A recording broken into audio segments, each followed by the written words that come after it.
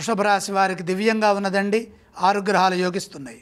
6వ రాశిలో రవి కుజులు, 7లో చంద్రుడు, 5లో శుక్రుడు, 11లో శని, 10లో రాహువు.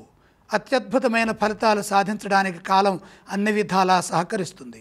ప్రతి నిర్ణయం శక్తివంతమైన ఫలితాన్ని ఇస్తుంది.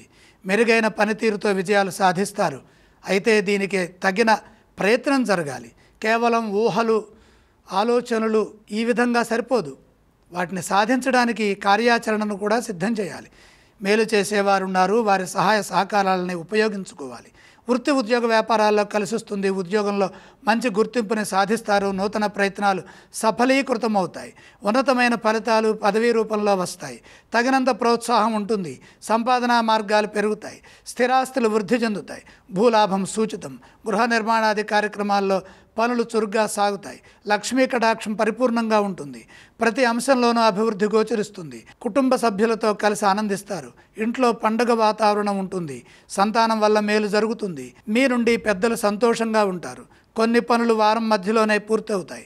మిత్రులతో కలిసి కొన్ని చర్చలు చేస్తారు. అవి సఫలీకృతమవుతాయి. బంగారు భవిష్యత్తు లభిస్తుంది. వారాంతంలో శుభప్రదమైన ఫలితాలు ఆనందాన్ని ఇస్తాయి.